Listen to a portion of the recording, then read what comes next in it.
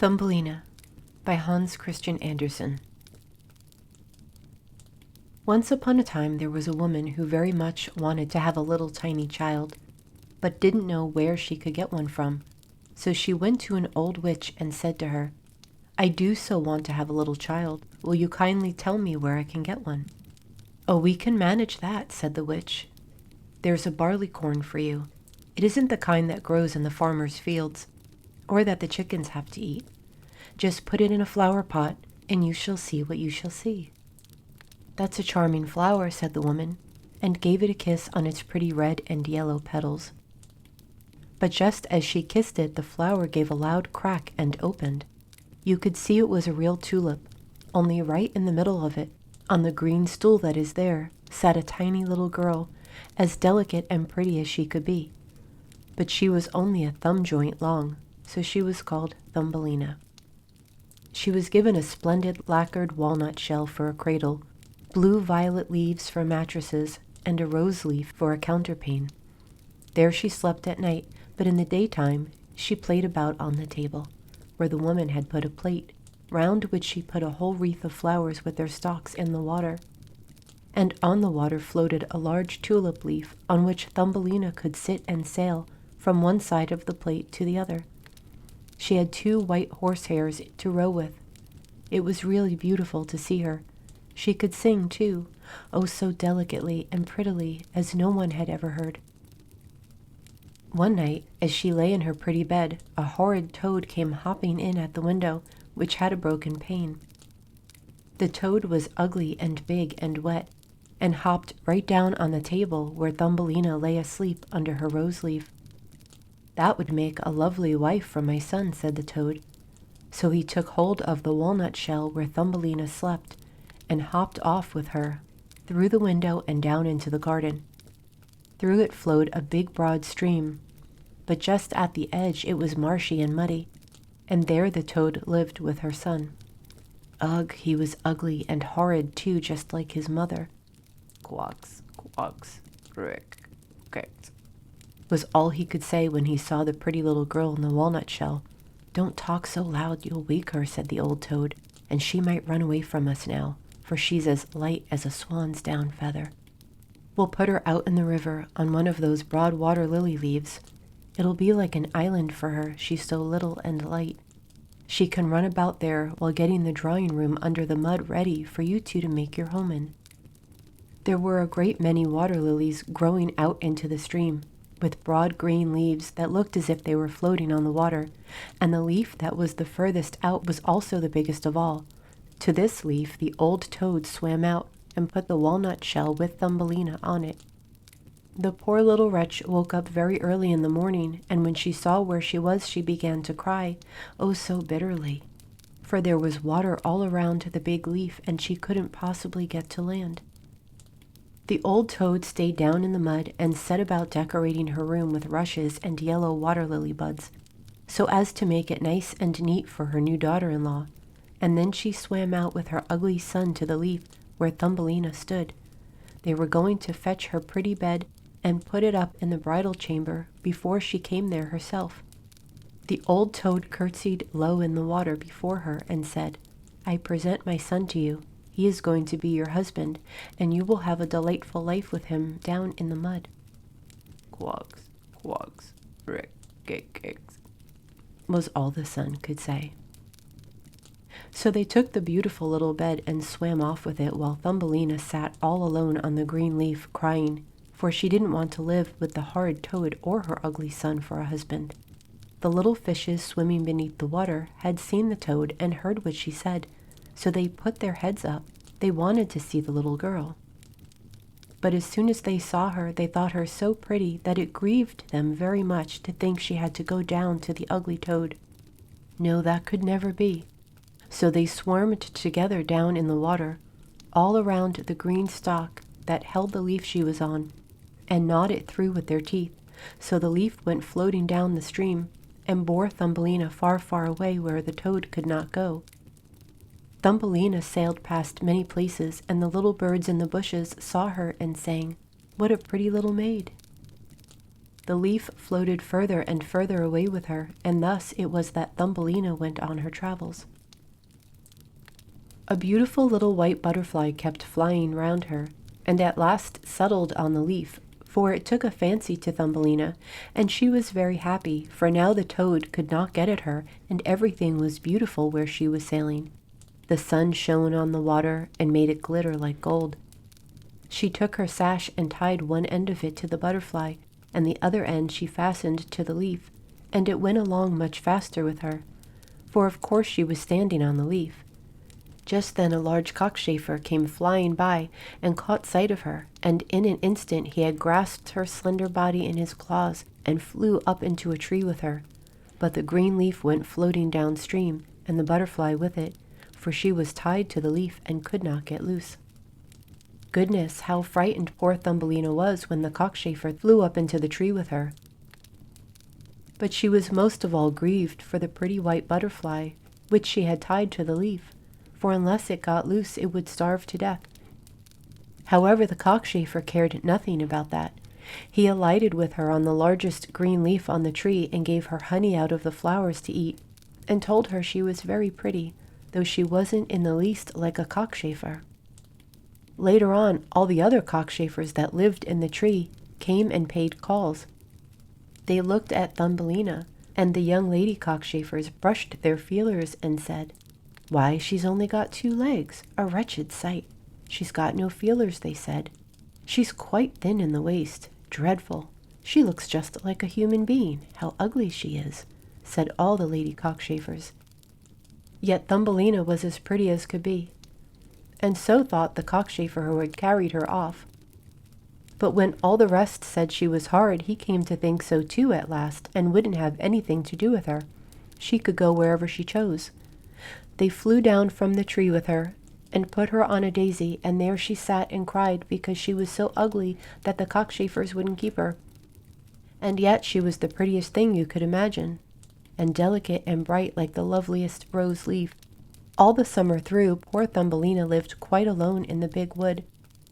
She plaited herself a bed of green stalks and hung it up under a large dock leaf, so as to be out of the rain. She picked the honey out of the flowers and ate it, and she drank the dew which lay every morning on the leaves.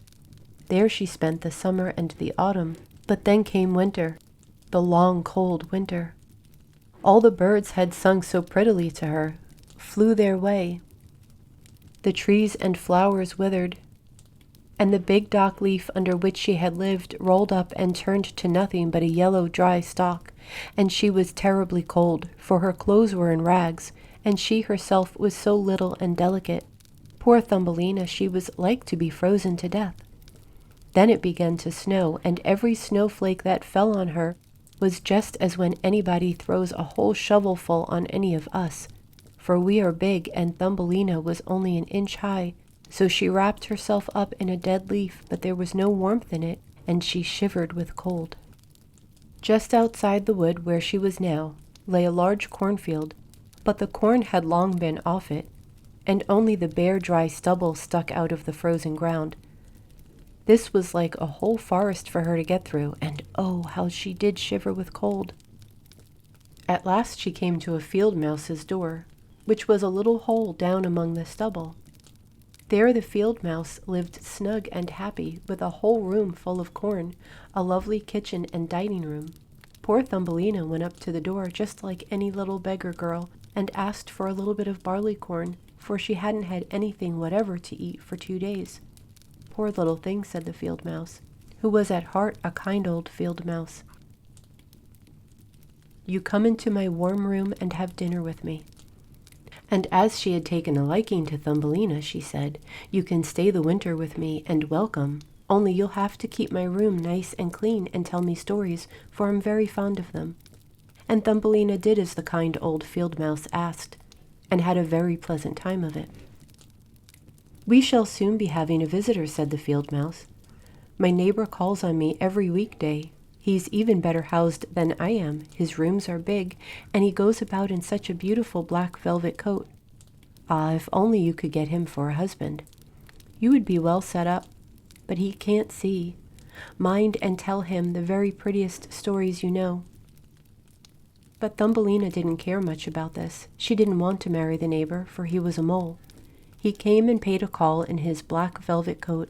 He was very well off and very learned, the field mouse said.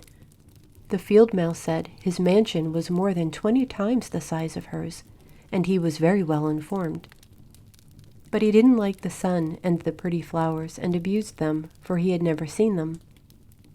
Thumbelina had to sing, and she sang both cockchafer, fly away home, and also the monk walked in the meadow.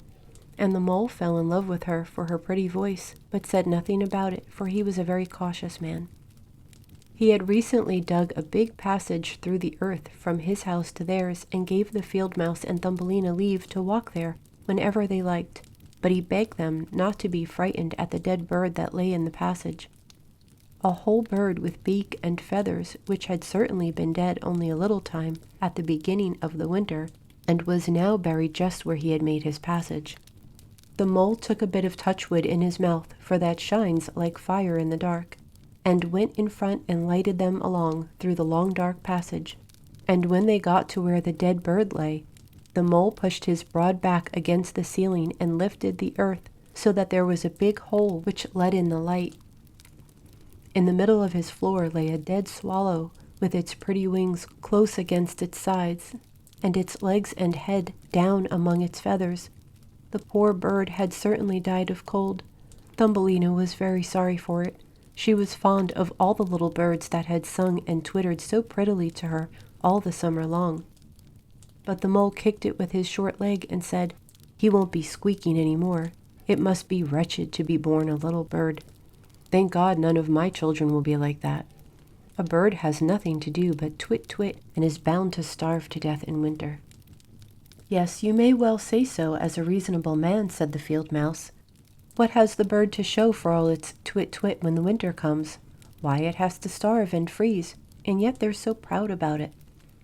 Thumbelina said nothing, but when the others turned their backs on the bird, she stooped down and parted the feathers that covered its head and kissed its dead eyes.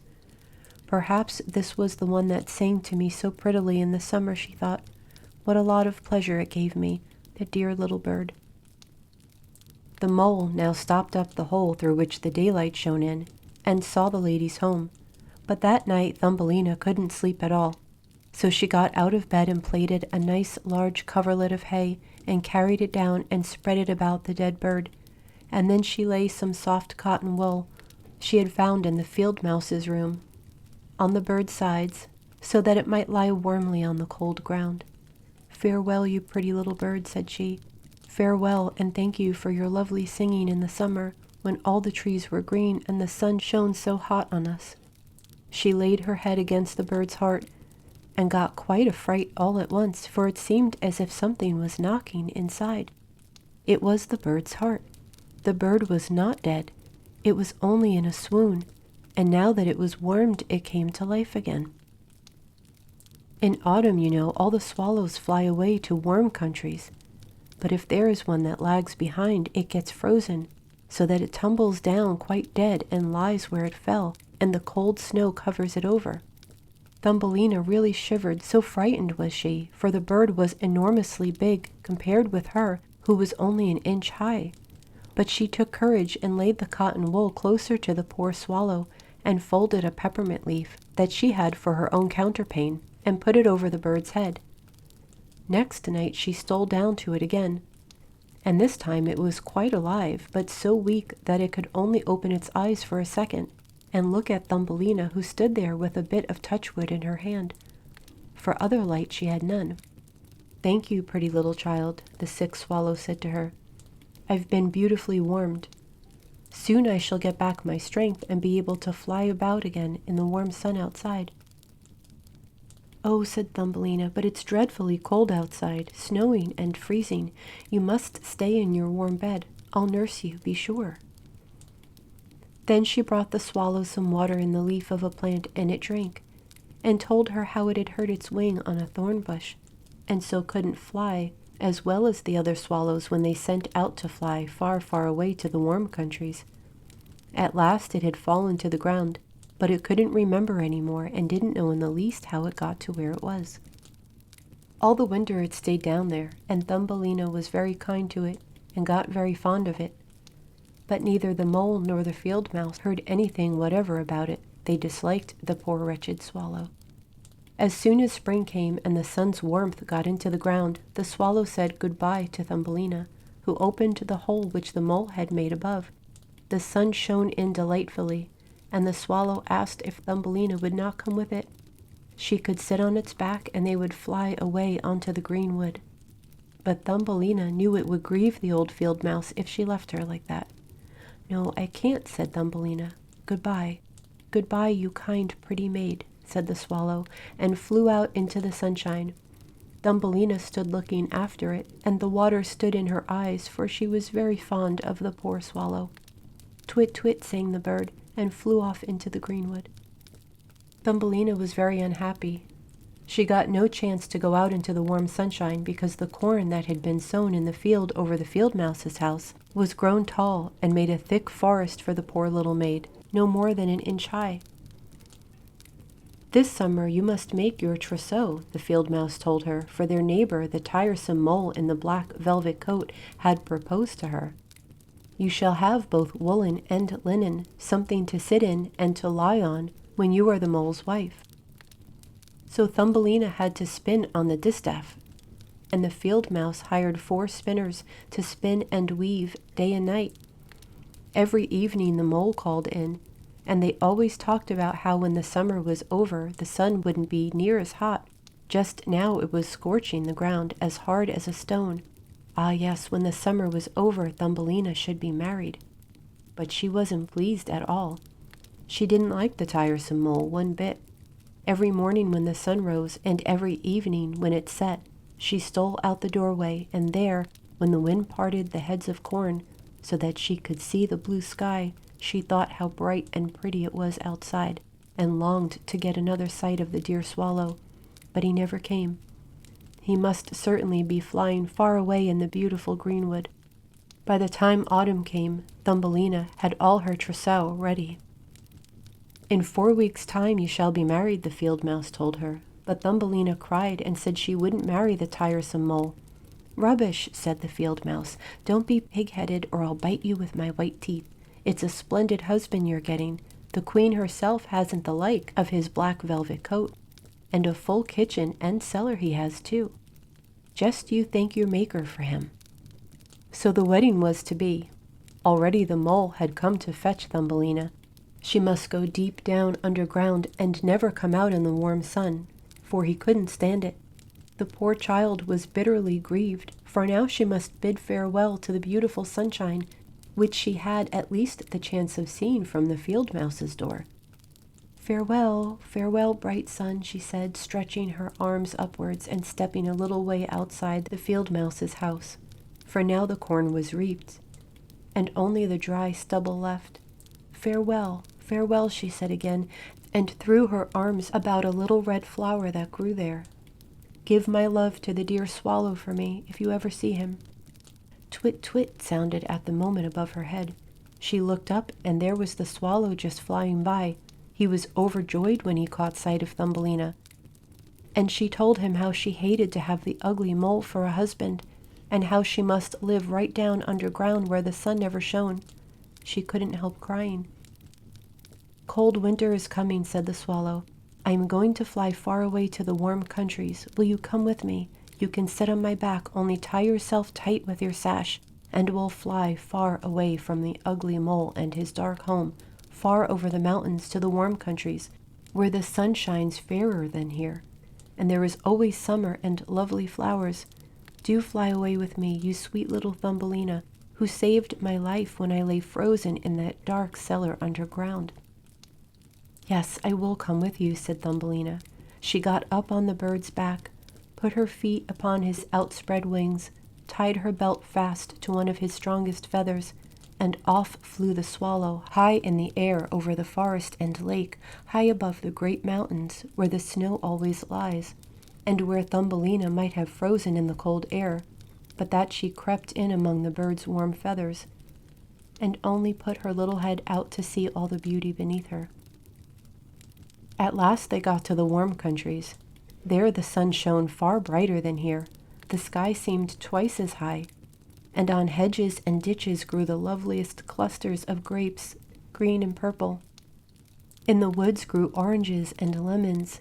There was a scent of myrtle and mint, and in the roads pretty children ran about and played with great gay butterflies. But the swallow flew still further, and the country grew more and more delightful. Under splendid trees beside a blue lake stood a shining palace of white marble, built in ancient days with creepers twining about its tall pillars. At its top were a number of swallows' nests, one of which was the home of the swallow who was carrying Thumbelina. "Here is my house," said the swallow, "but won't you look out for yourself one of the finest of the flowers that grow down below? And I'll put you there, and you shall find everything as happy as your heart can wish." "That will be lovely," said she, and clapped her little hands. A great white marble column lay there, which had fallen down and broken into 3 pieces. Between them grew large, beautiful white flowers. The swallow flew down with Thumbelina and set her on one of the broad leaves. But what a surprise for her! A little man was sitting in the middle of the flower, as white and transparent as if he was made of glass, with the prettiest gold crown on his head and the loveliest bright wings on his shoulders, and he was no bigger than Thumbelina. He was the angel of the flower. In each of them there lived such another little man or woman, but this one was the king of them all. "Goodness, how beautiful he is," Thumbelina whispered to the swallow. The little prince was quite alarmed by the swallow, which was a giant bird to him, tiny and delicate as he was. But when he saw Thumbelina he was delighted, for she was by far the prettiest girl he had ever seen. He took his gold crown off his head and laid it upon hers, asked what her name was and whether she would be his wife, for then she would become queen of all the flowers. Here indeed was a husband, very different from the toad's son or the mole with his black velvet coat. So she said yes to the handsome prince. And out of every flower there came a lady or a lord, so pretty that it was a pleasure to see them. Everyone thought Thumbelina a present, but the best of all was a pair of beautiful wings from a big white fly. They were fastened to Thumbelina's back, and then she could fly from flower to flower. There were great rejoicings, and the swallow sat on his nest up there and sang to them as well as he ever could. But at heart he was sad, for he was very fond of Thumbelina and would have liked never to be parted from her. "You shan't be called Thumbelina," the angel of the flower said to her. "It's an ugly name, and you are very pretty. We will call you Maya." "Goodbye," said the swallow when he flew back, away from the warm countries. Far, far back to Denmark. There he had a little nest above a window where the man who can tell stories lives. And to him he sang, "Twit, twit." And that's the way we came by the whole story. The end.